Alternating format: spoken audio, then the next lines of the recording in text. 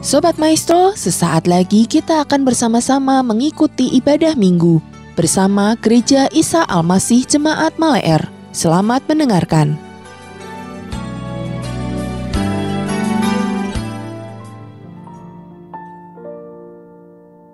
Tuhan Allah Bapa kami yang bertata dalam kerajaan surga, Tuhan terima kasih, kami bersyukur buat anugerah dan juga kasih Tuhan kepada kami.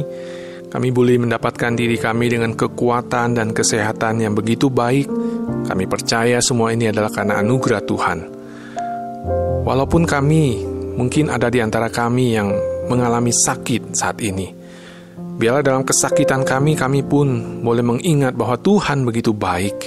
Bahwa ada rencana Tuhan yang begitu indah dalam kehidupan kami. Kami yakin dan percaya Tuhan, pemeliharaan dan kasih-Mu senantiasa ada bersama dengan kami. Tuhan, sebentar kami akan merenungkan sebagian daripada firman-Mu. Biarlah Roh-Mu yang kudus menolong kami, memampukan kami untuk kami boleh menikmati kebenaran firman-Mu. Terima kasih Tuhan Yesus, kami berdoa demi nama-Mu. Haleluya, amin. Salam Bapak Ibu dan saudara-saudari yang terkasih dalam Tuhan Yesus Kristus. Salam sehat bagi kita semua. Bapak Ibu, sepanjang bulan Maret ini, kita akan merenungkan tema-tema yang berkaitan dengan keselamatan. Bahwa semua orang itu butuh yang namanya keselamatan. Dan secara khusus hari ini, kita akan bersama-sama merenungkan firman Tuhan tentang kebutuhan manusia yang terutama. Mari untuk mendasari kebenaran firman Tuhan pada hari ini, saya mengajak kita membaca satu bagian daripada firman Tuhan yang terdapat di dalam Injil Lukas. Pasalnya yang ke-12, kita akan membaca ayat yang ke-15 sampai ayatnya yang ke-21. Saya akan membacakan bagi kita semua. Demikian firman Tuhan. Kata Yesus kepada mereka, "Berjaga-jagalah dan waspadalah terhadap segala ketamakan, sebab walaupun seorang berlimpah-limpah hartanya, hidupnya tidaklah tergantung daripada kekayaannya itu." Kemudian ia mengatakan kepada mereka suatu perumpamaan. Katanya, "Ada seorang kaya, tanahnya berlimpah-limpah hasilnya. Ia bertanya dalam hatinya, 'Apakah yang harus aku perbuat? Sebab aku tidak mempunyai tempat di mana aku dapat menyimpan hasil tanahku.' Lalu katanya, 'Inilah yang akan aku perbuat. Aku akan merombak lumbung-lumbungku dan aku akan mendirikan yang lebih besar dan aku akan menyimpannya di dalam segala gandum dan barang-barangku. Sesudah itu aku akan berkata kepada jiwaku, jiwaku, ada padamu banyak barang, tertimbun untuk bertahun-tahun lamanya. Beristirahatlah, makanlah, minumlah, dan bersenang-senanglah.' Tetapi firman Allah kepadanya, 'Hai engkau orang bodoh, pada malam ini juga jiwamu akan diambil daripadamu. Dan apa yang telah kau sediakan, untuk siapakah itu nanti?' Demikianlah jadinya dengan orang yang mengumpulkan harta bagi dirinya sendiri, jikalau ia tidak kaya di hadapan Allah." Amin. Senang dan berbahagia bagi setiap kita yang membaca firman Tuhan, merenungkan firman Tuhan, dan yang terlebih lagi, setiap kita menjadi pelaku daripada firman Tuhan dalam kehidupan kita sehari-hari. Bapak, Ibu, dan Saudara sekalian, berbicara mengenai kebutuhan. Tentulah setiap kita punya kebutuhan yang berbeda-beda satu dengan yang lain. Misalnya, bagi kita yang sedang mengalami sakit, maka kebutuhan kita yang paling utama saat itu adalah obat, bagaimana kita bisa sembuh. Begitu juga dengan orang yang sedang kelaparan. Kebutuhan dia saat itu adalah bagaimana ia bisa mendapatkan makanan supaya ia boleh dikenyangkan. Dan bagi seorang yang lagi menganggur, tentu pekerjaan adalah kebutuhan dia pada waktu itu. Begitu pula dengan orang yang sedang berduka cita, maka penghiburanlah yang merupakan hal yang paling dia butuhkan pada saat itu. Ya butuh dihibur ketika dia sedang berduka cita. maka kita dapat simpulkan bahwa setiap orang punya kebutuhannya masing-masing, Bapak Ibu. Tergantung dengan situasi dan kondisi yang dia alami pada waktu itu. Dan tentu, sifatnya hanyalah sementara saja. Jika ia sudah tidak sakit lagi, maka obat dan kesembuhan bukanlah kebutuhan dia lagi. Begitu pula dengan orang yang sudah dikenyangkan, maka dia tidak butuh lagi makanan pada waktu itu. Dan seterusnya, Bapak Ibu. Tentu, saya mau katakan semua kebutuhan-kebutuhan itu tidaklah salah, dan itu sangatlah wajar. Lalu sebenarnya apa yang menjadi kebutuhan setiap manusia yang paling utama? Firman Tuhan yang telah kita baca dalam Injil Lukas tadi merupakan sebuah bagian daripada ajaran yang Tuhan Yesus ajarkan dalam bentuk perumpamaan. Kita sering membaca ajaran yang Tuhan Yesus ajarkan, seringkali kita bisa menemukan Tuhan Yesus mengajar melalui perumpamaan. Dan salah satu perumpamaan yang Tuhan Yesus ajarkan adalah bagian yang kita baca tadi, yaitu tentang orang kaya yang bodoh. Bapak Ibu, kalau kita melihat judul perumpamaan ini, tentu kita bertanya, orang kaya yang bodoh. Secara pandangan dunia, mungkin kita tidak akan menemukan ada orang kaya tapi dia bodoh. Mana ada orang yang bodoh bisa kaya, Bapak Ibu? Tetapi dalam perumpamaan yang Tuhan Yesus katakan bahwa ada orang kaya yang bodoh. Mari kita mau menyimak apa yang dimaksud Tuhan dengan orang kaya yang bodoh ini. Bapak Ibu, dikatakan bahwa ia bodoh bukan karena ia tidak pandai mengelola hartanya. Ia bodoh bukan karena ia tidak bisa berinvestasi, saudara. Terbukti ia sangat berkelimpahan, terbukti hartanya begitu banyak. Akan tetapi dia dikatakan bodoh karena ia menganggap bahwa uang, harta yang dia miliki yang berlimpah-limpah itu adalah segala-galanya baginya. Ia berpikir bahwa dengan kekayaan yang ia miliki, itu akan menjamin kehidupannya. Kekayaannya telah menutup mata rohaninya. Ia mengatakan pada jiwanya, sekaranglah waktunya engkau tidak perlu lagi khawatir, sudah ada padamu harta benda yang dapat menjamin hidupmu. Engkau tidak akan lapar, engkau tidak akan haus, segala kebutuhanmu sudah terjamin. Akan tetapi ia lupa satu hal, Bapak Ibu, bahwa jiwanya dapat binasa. Bahwa jiwanya dapat binasa. Tentu dengan segala macam harta, kekayaan yang kita punya, kita mau makan apa saja, kita dapat memakannya. Kita mau beli apa saja barang-barang, tentu kita dapat membelinya, karena kita mampu untuk membelinya. Namun, satu hal ditekankan di sini, ia lupa bahwa jiwanya dapat binasa. Dalam hal ini, Bapak Ibu, saya ingin mengatakan bahwa janganlah yang hidup dikuasai sama yang mati. Sama seperti dalam Injil Matius, Yesus pun pernah berkata, untuk apa seseorang memiliki segala sesuatu dalam dunia ini kalau dia kehilangan nyawanya? Bapak Ibu, hartanya tidak dapat menolongnya. Firman Tuhan datang padanya berkata, hai engkau orang bodoh, pada malam ini juga jiwamu akan diambil daripadamu, dan apa yang telah kau sediakan untuk siapakah itu nanti? Lalu Yesus menutup perumpamaan ini dengan mengingatkan bahwa kita harus menjadi kaya di hadapan Allah. Bapak Ibu, dalam hal ini Yesus bukan mengatakan bahwa kita tidak boleh mengumpulkan harta yang banyak, kita tidak boleh berinvestasi, bukan, saudara. Akan tetapi sebagai orang percaya, kita juga perlu kaya di hadapan Allah. Maksudnya kita juga perlu kaya secara rohani di hadapan Allah.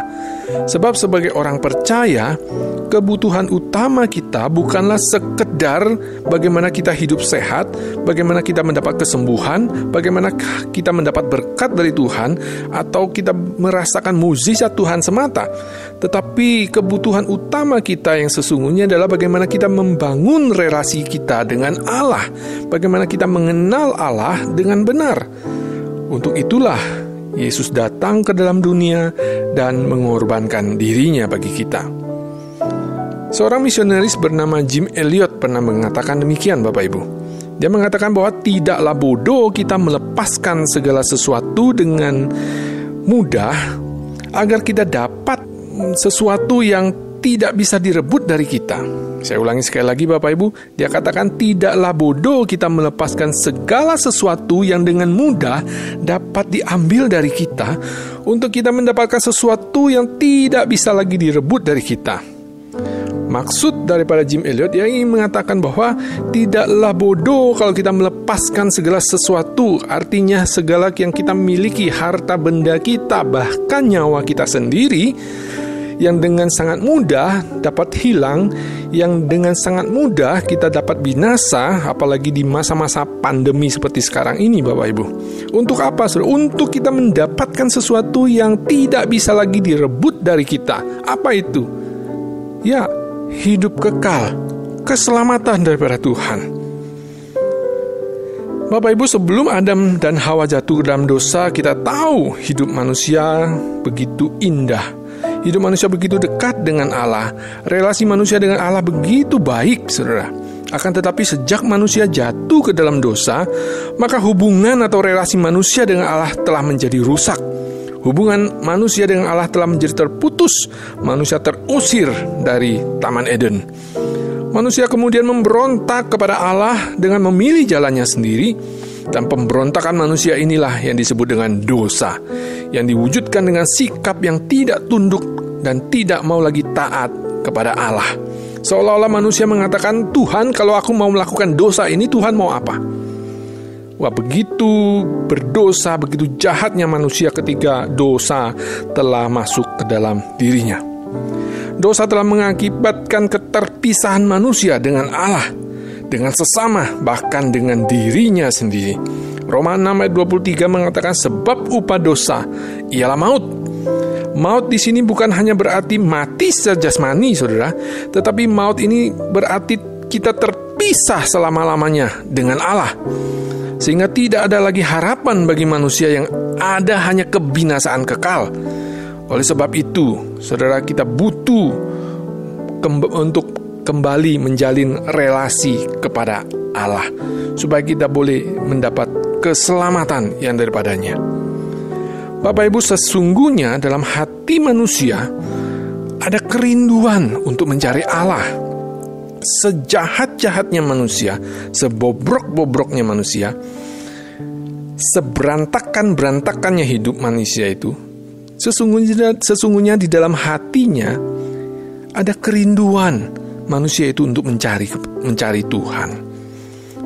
Oleh karena manusia itu dicipta menurut gambar dan rupa Allah. Kita melihat bagaimana kepercayaan-kepercayaan atau agama-agama suku, Saudara. Kita melihat bagaimana mereka mencari Allah, bukan? Bagaimana mereka berusaha menjembatani keterpisahannya dengan Allah dengan berbagai macam cara. Ada yang dengan cara-cara yang sesat, ekstrim, Saudara. Tetapi ada juga dengan yang cara-cara yang lumayan baik, Saudara. Tetapi perbuatan baik, moralitas, agama, dan segala macam yang dilakukan, tidak ada yang cukup membawa manusia itu mencapai Allah. Sebab Allah yang Maha Kudus itu tidaklah mungkin dicapai oleh manusia yang penuh dengan dosa. Apabila dengan cara manusia sudah tidak bisa, maka tentulah satu-satu cara adalah dengan cara Allah sendiri. Oleh karena itulah Allah berinisiatif untuk membangun kembali relasi dengan manusia yang telah rusak itu. Cara Allah yaitu Dia dengan cara mengirimkan Yesus datang ke dalam dunia menjadi manusia. Itulah cara Allah. Karena syarat untuk menyelamatkan manusia yang berdosa haruslah dengan manusia yang tidak berdosa. Dan yang memenuhi syarat itu hanyalah Yesus seorang. Tidak ada yang lain. Tuhan mengasihi kita apa adanya, tetapi Ia menolak kita untuk membiarkan kita seadanya, saudara. Demikian ungkapan dari seorang penulis bernama Max Lucado. Dia katakan Tuhan mengasihi kita apa adanya. Kita yang berdosa ini tetap Dia kasihi. tetapi Ia tidak membiarkan kita seadanya, tetapi Ia tidak akan membiarkan kita terus jatuh di dalam dosa. Bapak Ibu, sejahat-jahatnya manusia, Allah tetap mengasihi kita. Bahkan ketika kita masih berdosa, Ia telah mengasihi kita. Roma 5 ayat 8. Bapak Ibu, hanya melalui pengorbanan Kristuslah relasi manusia dengan Allah dapat dipulihkan. Tanpa salib, maka manusia tidak akan pernah punya relasi yang baik dengan Allah.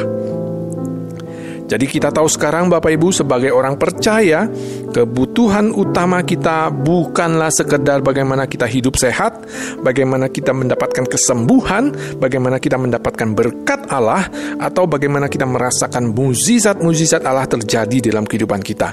Tetapi kebutuhan utama kita, setiap manusia, adalah bagaimana kita membangun kembali relasi kita dengan Allah melalui Kristus yang telah kita boleh nikmati melalui firman-Nya. Bagaimana kita mengenal Allah melalui firman-Nya. Itulah kebutuhan yang paling dasar, kebutuhan yang paling utama bagi setiap kita. Bapak Ibu, Tuhan kita bukanlah Tuhan yang seperti jin dalam botol, ketika kita gosok, Ia akan keluar dan mengabulkan segala permintaan kita. Tidak seperti itu Bapak Ibu. Tuhan kita adalah Tuhan yang ingin berelasi dengan kita. Ia mengasihi kita. Ia Allah yang berinisiatif untuk mencari kita yang berdosa ini. Bapak Ibu dan saudara sekalian, tentulah tidak mudah kita menjalani hidup di hari-hari seperti ini. Tetapi apabila kita punya relasi, pengenalan kepada Allah dengan baik, maka saya yakin dan percaya kita akan melalui hari-hari ini dengan penuh dengan sukacita. Karena ada penyertaan Tuhan, kita bisa melihat pertolongan Tuhan, pimpinan Tuhan, kita bisa melihat ada berkat Tuhan, ada anugerah Tuhan yang terus Ia limpahkan dalam kehidupan kita. Mari Bapak Ibu, saya ajak kita untuk merenungkan firman Tuhan hari ini dengan kita boleh terus membangun relasi yang indah, membangun relasi yang intim dengan Allah. Karena itulah kebutuhan yang paling utama yang kita butuhkan, bukan hanya sekedar berkat dan lain sebagainya itu. Kita mau hidup kaya di hadapan Allah seperti yang Yesus katakan tadi. Dan bila kita yang hidup ini tidaklah dikuasai oleh yang mati, kita yang hidup ini tidaklah dikuasai oleh harta kita, jabatan kita, popularitas kita, dan lain sebagainya. Tetapi biarlah kita mau hidup kaya di hadapan Allah, sehingga kita boleh didapati sempurna di hadapan-Nya. Bapak, Ibu, dan saudara sekalian, firman Tuhan hari ini boleh mengingatkan kita kiranya setiap kita boleh hidup kaya di hadapan Allah, dengan kita mau membangun relasi dengan Allah, kita mau bergaul intim dengannya, sehingga kita boleh didapati kaya di hadapan-Nya. Kiranya Tuhan memberkati setiap kita melalui firman-Nya pada hari ini. Mari kita berdoa. Kembali kami naikkan puji dan syukur kami padamu ya Tuhan Yesus. Oleh karena anugerah dan kasih-Mu Tuhan, kami bersyukur untuk firman Tuhan pada hari ini. Boleh mengingatkan kami ya Tuhan, untuk kami boleh mengandalkan Engkau, untuk kami boleh terlepas dari segala sesuatu yang mengikat kami di dunia ini, untuk kami boleh hidup kaya di hadapan Engkau ya Tuhan. Terima kasih Bapa untuk firman-Mu pada hari ini, yang boleh mengingatkan kami, mungkin juga bahkan menegur kami, untuk kami boleh sungguh-sungguh hidup bergantung hanya kepada Engkau saja ya Tuhan. Karena kami yakin di dalam Engkau ada jaminan hidup yang kekal bagi setiap kami yang percaya dan berharap kepada Engkau. Terima kasih Tuhan Yesus, terima kasih sekali lagi kami bersyukur hanya di dalam nama Tuhan kami Yesus Kristus, penebus dan juru selamat kami yang hidup. Kami berdoa, kami bersyukur. Haleluya. Amin. Terima kasih, Tuhan Yesus memberkati kita semua. Demikian Bapak Ibu Saudara ibadah kita hari ini. Kami tetap mengundang sidang jemaat untuk dapat mengikuti ibadah online, baik melalui Radio Maestro 92,5 FM setiap hari Minggu pukul 12:15 atau melalui channel GIA Male-R di youtube.com setiap hari Minggu pukul 9.30. Bagi sidang jemaat yang membutuhkan dukungan doa, dapat mengirimkan beban doa melalui SMS atau WA di nomor 0821 1965 9019. Happy Sunday and God bless you.